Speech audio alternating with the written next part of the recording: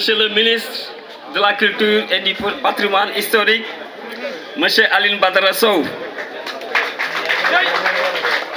Di ci teg Monsieur le préfet de Bambey, qui est nouvellement affecté ici, ñu ngi lay jox sa wàccuwaay di la dalal. Di nuyu samay nattangoo maire yi ma àndal. Di nuyu également le président du conseil départemental de Bambey.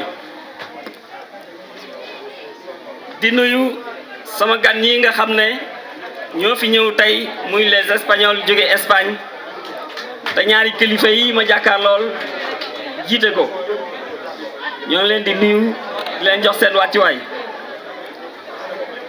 Di nuyu également tous les artistes yi fi teew. Di nuyu également mbooleem kilifa aada yi ak kilifa diine yi. Di wax ne gàcce ngalaama monsieur Aline Sow, ministre de la culture. Pourquoi ma wax ko parce que en un laps de temps bi mu nekkee ministre rek léegi yàggul mais bu ngeen seetloo ñaareel bi yoonam a ngi nii mu ñëw Bambey kon culture ñor na ko Bambey ñor na ko. ñu ngi lay jaajëfal di la ñaanal. di wax ne tey jii mbégte la ci man ma teew fii ci seen kanam di célébrer 3e édition festival international ci la bokk à Bambey. Festival boobu nag bu demee ba law ba egsi fii yàlla ak promoteur bii di Xaali Cuun ak i mbokkam ñoo ko def ba mu egsi fii kon jërëjëf Xaali Cuun ñu ngi lay remercier ci sa pragmatisme ak ci sa patriotisme parce que demuloo rek sànq sa bopp da nga dem liggéey ba lii feeñ kon nag ndaw ñi exemple la ngi noonu ci Xaali Cuun na ngeen roy ci moom parce que demul dëkk demul taxawaalu ji dafa dem lijjanti lu mel ni indi ko fii pour njariñal dëkk bi njariñal jeunes yi njariñal waa Bambey yépp kon Xaali gàcce ngalaama ñu lay beral remerciement di wax ne xam ngeen ne culture mooy lépp culture mooy lépp la englobé rawatina musique nag te culture musique ci la bokk te musique li indi jàmmoo diggante dëkk ak dëkk musique dina ko def. Musique dina boole ay nit musique dina boole ay ethnie musique dina boole ay dëkk musique mën na lu ne mooy indi jàmm jooju bu fekkente amul dara mënta taxaw foofu te musique bokk na ci li indi jàmm ci diggante dëkk ak dëkk. kon kontaan nañ ci teew bi ñu teew pour célébrer festival bi tey di wax ne incha allah fas yéene nañu fekk si waa suñu nattaangoo espagnol yi en Espagne. pour def ak ñoom lu mel nii bu soobee yàlla kon nag loolu rek laa amoon ci kàddu yi may rotal di gërëm ñëpp sans oublier le doyen Baye Alé Niang bi nga xam ne nataala ma nga ne di feeñ lu ne def na ko ci culture. kon nag comme xaw naa guddi damay dellu si waat rek di gërëmaat ministre bi parce que xam naa ne mi ngi ñuy jàppale te lii mu nekk ñor na ko te wane na ko. Merci beaucoup, Monsieur le ministre Aline Sow. Merci à votre délégation. Merci, Monsieur le préfet. Merci à tout le monde. Merci à toute la délégation espagnole. Merci, un grand merci à Xaali Cuun, le promoteur. Merci beaucoup à Bambey. Préfet du département de Bambey, Monsieur le maire de Bambey, très cher Assane Dia, Monsieur le vice-président du conseil départemental de Bambey, Monsieur le chef de délégation de la délégation espagnole, Madame la directrice des arts, Mesdames, Messieurs les autorités coutumières ici présentes, chers artistes espagnols, chers artistes sénégalais, très cher doyen Alé Niang, grand historien et conservateur de notre patrimoine, chers invités.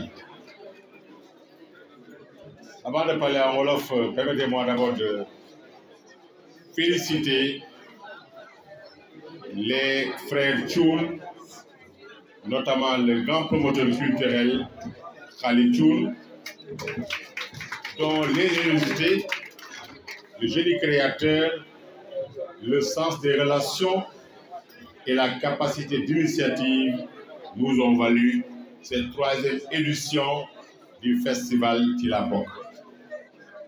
Les féliciter ainsi que l'ensemble des artistes venus d'Espagne et ceux mobilisés au Sénégal, ses partenaires. Si je suis venu ici 2 fois, c'est parce qu'ils sont dans l'action de façon ininterrompue.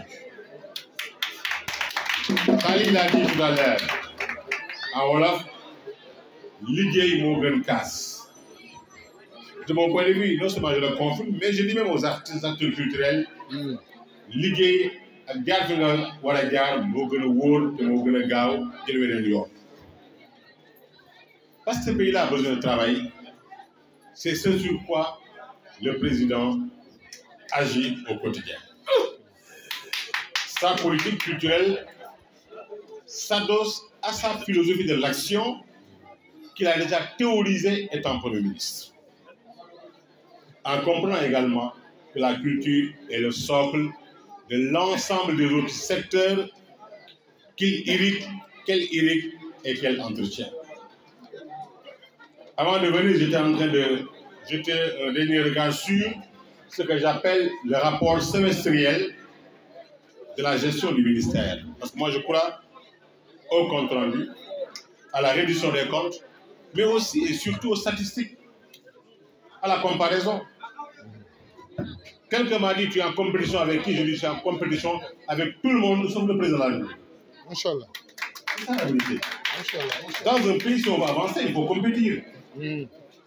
Il faut laisser quelque chose à la postérité qui sera évalué en comparaison à d'autres. Voilà la vérité. Et pourtant, moi j'ai le ministère de la Culture, uniquement la culture. C'est ça. Ceux qui connaissent les allocations budgétaires comprennent très bien. Quand on a fait le tableau de nos actions, il n'y a pas un sous-secteur de la culture qui est négligé.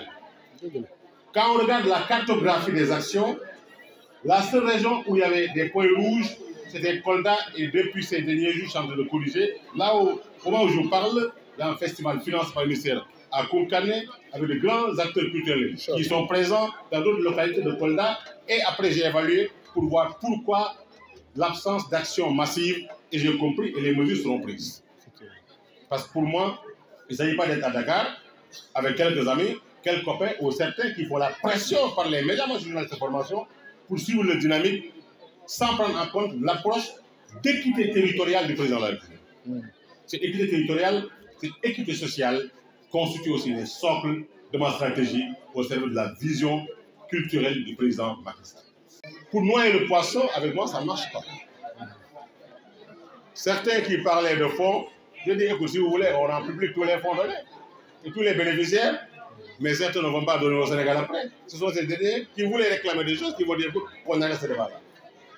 Non, parce que quand on demande des choses, il faut aller jusqu'au bout de la logique. Je parle comme ça parce qu'on ne peut pas laisser un groupuscule, je vous dis bien, s'accaparer de la politique culturelle du président Macky Sall. En tout cas, avec moi, ce n'est pas possible. Le troubadour de rue est aussi important pour moi que le plus grand intellectuel, car chacun fait partie des cibles qu'on m'a confiées. Je prends, je reçois. Quelqu'un m'a une fois dit, oh, vous avez un comédien là, dans votre bureau, vous avez donné combien de millions? Moi, combien? D'abord, Djong. Il y a de cela 20 ans, j'étais ministre de la Jeunesse. Beaucoup de jeunes artistes, quand ils allaient au ministère de la Culture, ils ne pouvaient pas y accéder. Ils venaient au ministère de la Culture sans rendez-vous, je les recevais, je finançais le premier album, je finançais le premier voyage à l'étranger, je finançais le premier anniversaire, le premier festival. Ce sont ces jeunes qui sont aujourd'hui les grands de la musique, de la danse et de l'art et des arts. J'ai raconté une histoire à la directrice des arts. Quand le FESPOP de Louga, que j'ai reçu il y a de cela 20 ans dans mon bureau, avait reçu de moi un appui de 3,5 millions il y a de cela 20 ans. Après, quand je vois qu'il recevait par la suite 1,5 million au ministère, j'ai dit non, ce n'est plus possible. Ils recevaient il y a de ça 20 ans 3,5 millions, certains ils reçoivent 7 ou 8 millions. C'est ce qu'ils ont reçu, bien entendu. Ça marche comme ça.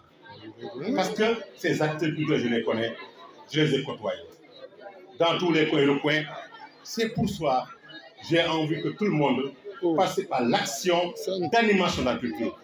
Et je remercie mes collaborateurs qui ont appris à suivre mon rythme en matière d'action sur le terrain. Pas de répit, fréquence des initiatives, mais aussi des montants annoncés avec de la pression pour respecter. Ma dernière réunion, c'était convoquer tout le groupe pour dire on passe en revue tous les engagements et les mécanismes de mise à disposition de ces fonds pour que l'on puisse cocher partout et que je n'ai point de passif en matière d'action à mener. Moi-même, je suis personnellement tout cela. Ban, j'ai entendu votre requête. Merci. La nga amoon bu njëkk. oui. boog dina am lu mu ndaw dina ko am ñaari wala ñetti yoon. tàcc leen loolu. moo tax ma ne yaa jël fee. course bi yaa jël fee. parce que nag aussi. yaa mujjee ñëw yaa jël fee. vous savez comment ça marche voilà comment ça marche. Le président Macky Sall ci fukki at yi ñu génn njëlu culture njëlam dama ngeen xam ko njëlu culture fa mu ko fekkoon fu nekkoon dërëm def na ko ñaar dërëm. C'est ça la vérité.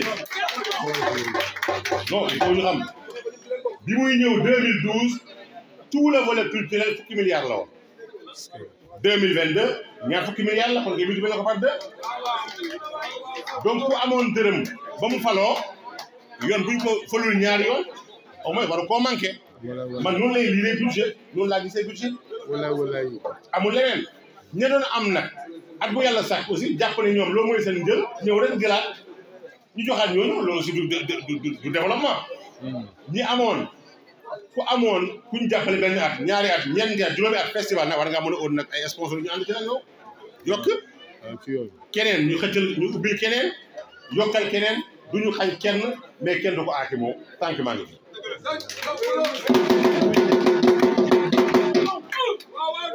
kuñ mën a recevoir dina recevoir kuñ mën a déglu la ñu déglu am na ku naan yaa ngi recevoir ñëpp man ko recevoir moom ku ne mën na koo def recevoir bu amul njëriñ amul solo dafa nekk lu ñu wax li ñuy def ci biir rek tant que ni weddiwul lañ def rek luñ leeral waaye nag recevoir bu am lu la joxe moom amul njëriñ parce que culture rek mooy ministère boo xam ne et puis nag gars yi di bàyyi naan artiste sénégalais du ñu am beneen artiste africain amu ko bu dul Nigéria ak Afrique du Sud c'est ça la vérité yeneen réew yi ñoo nga fay dem de ñu ngi di jàppale ci suuf te duñ ko wane jigéen bu bëggee tey financement lu muy def du def projet dépose ñu lebal ko mu liggéey fay xale bu bëggee financement du dem déposer projet dem ñu lebal ko mu liggéey fay éleveur nu muy def nu baykat yi def culture rek mooy ministère boo xam ne ni leble amu fa mayee fa am. maa la wax loolu.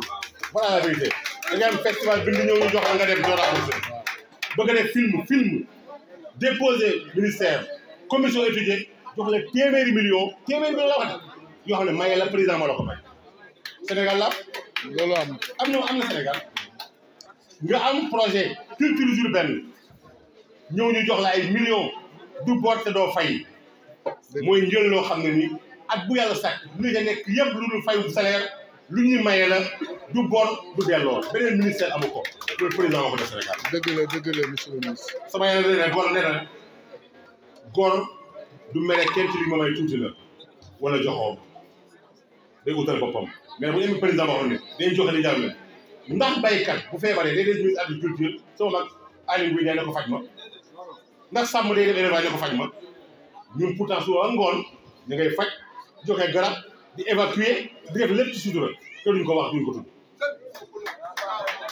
voilà la vérité demaa benn bés benn waay bind ma ne ma bëgg naa ko yaa ma ko waxee mu ne ma li ñuy joxe laa bëgg yow sama wàll ma ne ko yow yaa ngi yàq liggéey bi du affaire séddoo affaire liggéey la ak projet ak xalaat lu ñu ñëw nga li yëkkati cosaan ak aada Sénégal ci loolu lañ nekk di ko def xaali ak ay àndandoor dañ ko mooñaale ak laaloy Sénégal cere yi Espagne la ñu laaloo Sénégal boobu cere nag beneen cere lay doon cere beese la loolu la ñu def ci biir woon tey jël cere yi pas aale ñan laaloo ko laalooy Îles Canaries ñu ko fay déglu loolu moo fi am tey li muy wane mooy cosaan ak aada fu firnde am bu fa jaaree jàmm am fu ñàkk am bu fa amee koom-koom dugg ko loolu mooy wane li nga xam ne ni nañu fonk suñu cosaan fonk suñu démb fonk suñu ci doyen ale roy ci xaali ci bëgg sa réew jël ay matuwaay parce que li am fii tey jii bu ñëwee gis mu ñëw orchestre mu joué première fois mu indi ñoo xam ne ay tur yu mag lañ ci musique sénégalaise ñoom Papis Konaté ñoom Dembel ñoom Baye Ndiaga sama goro bi nga xam ne dalaguma ko te xam naa sax sama mere tuuti ñooñu daje fi ànd ak espagnol yi ñëw leen fi defe naa ñoom bu ñëwee am nañu nettali moom ci xereñu waa réew mi ñun tamit naw nañ leen ci seen xereñ bi ma gis fii tey xam nga yaa wax nga dëgg boo ne espagnol bi moom lan la ci lim fi wane ci aada Sénégal wane nañ ne seen xam-xam la ak seen lépp la kon festival bi festival bu am solo maa ngi ñaan gox-goxaan yi doomu Sénégal yi am xam-xam ak mën-mën ak alal ñu jàppale suñuy artiste culturel fekk si ci président Macky Sall artistes yi ñoo ñuy bégal du yoon ñoom ñu bañ a bég ku ci nekk ba wàccoog ñoom wastu ak ci ñoom li ko nguur gi defee li ko président Macky Sall defee benn artiste bu lool du mankele du fande te du ñàkk dara te buñ ko en tout cas man loolu laa gëm loolu war a def fekkoon nga am bu ñu sañee doo la nga am du wàññeeku te dañ ko fël yokk ko ndaxte nag aye war sa moome te man dama gëm ne luy jeex na ñu koy fàttaliku lañ fi bàyyi moo fi des loolu ñu président sant moo tax bëgg ngóoram moo tax muy def Sénégal chantier yu mag a mag a mag mu sant ñu ne da ngeen fexe li ngeen leen dénk bu yëgg fekk ñëpp gis ko gis seen bopp moo tax maa ngi ubbi suñuy bunt ñëpp. L'ex-directeur du théâtre national dañoo Sorano xaalis nee na lii xew tey dafa jaar ci say loxo nga jàng ko école des arts mu la daan fekk Sorano nga koy tette man yaa tax ma xamante ak moom am déet nee na mu ngi lay delloo njukkal bu baax a baax a baax a baax di am ci yow mbégte di ñaan yàlla seen diggante yéen ñaar mu yàgg du mu ànd ak wér. monsieur le maire Assane Dia. waa Bambey ñu am mbégte bu baax ci yow di am contentement ci ñi nga jàppee Bambey. léegi mu doon mu nekk un acteur culturel xalaat ko ñëw fii ci Bambey kon maa ngi ñaan ñu may xaalu loxo bu baax a baax a baax a baax a baax.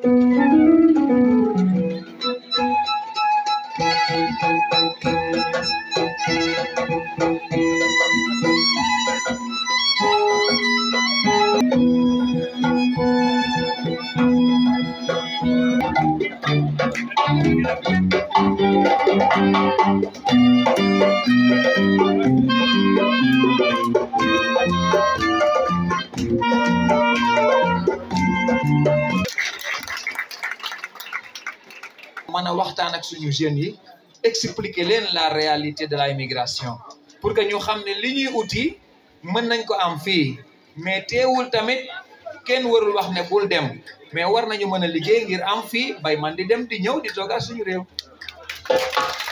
donc lii mooy musique Kanari ak Sénégal.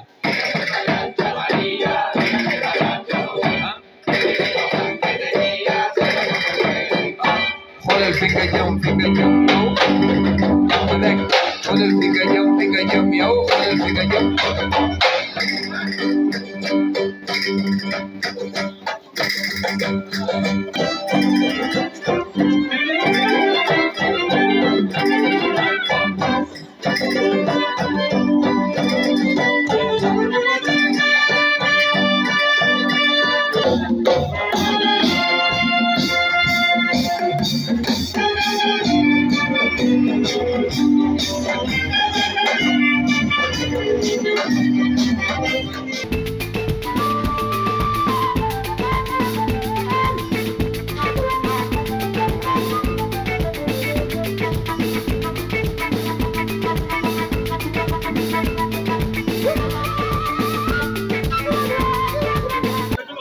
C'est l'éducation dañuy wax ne éducation ak la culture mooy ñaar yi nga xam ne dafa baax ci réew parce que day tax nga xam day tax xale yi xam day tax li nga xam ne nga xam sa bopp xam yow yaay kan moo tax lii dañ ko def ngir gën a wane ne aar du fo du caaxaan mais aar loo xam ne la mën na jëmale réew kanam teewul nag que yo dije eso que esta canción la hicimos para dar gracias a Aleñá, un aplauso para él.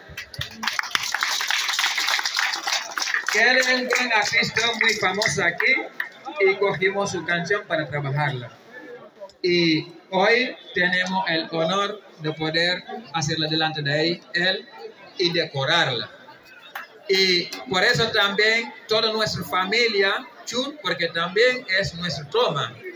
Sonal la ko nga toog déglu ñu nag ñu woyal la ko. la sargale war na. Vraiment, por favor. Monsieur le ministre mu solal ko ko parce que moom mooy suñu kilifa.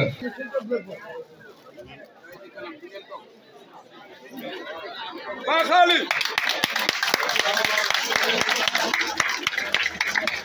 Du département de Bambey, monsieur le président du conseil départemental, monsieur le maire de la commune de Bambey, mes chers cousins, mes chères épouses et mes chers enfants. Vous devinez certainement, mes chers cousins, vous êtes issus de la famille de Cissé Thioune, de Sitas, de Birame, de Tanor Omar Ndoumbe, de la famille de Sambou Sadio. Alors, je vous remercie. Merci encore. Dalima, dalima, dale. Dalima, dalima, dale. Dali guru, jojo benda jilore.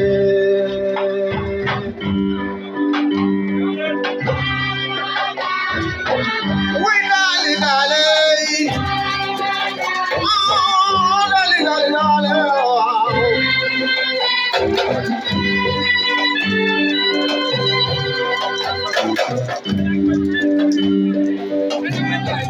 Dalima, dale, dalima, dalima, dale, dali burreo, jojo menda tilore.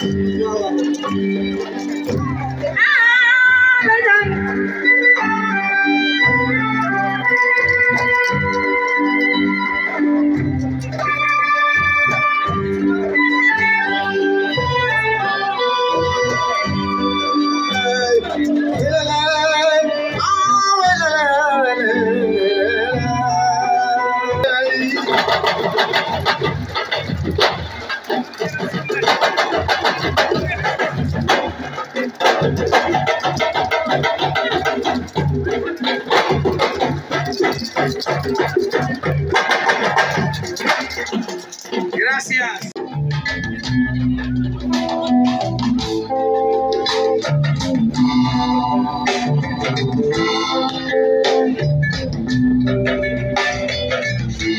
morceau bi nag waa Bambey dañ ma ko yàgg di laaj kon nag dama bëgg ñu woy doo ko lii mooy premier concert Hermana Diouf ci Bambey suñu dëkk kon nag dañuy def premier morceau bu ñu paree ñi nga xam ne ñëpp ñu ngi ci biti ñu mën a dugg ñu mën ko ñun ñëpp nga passé ko bien inshallah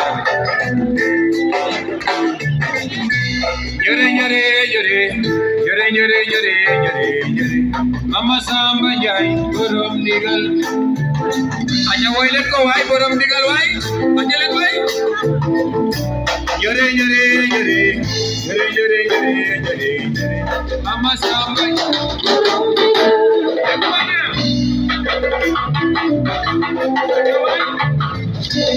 yore yore yore yore yore yore yore Mama Samba Njaay aja borom ndigal narir waay narir narir narir yore yore yore yore yore yore yore yore Mama Samba Njaay borom ndigal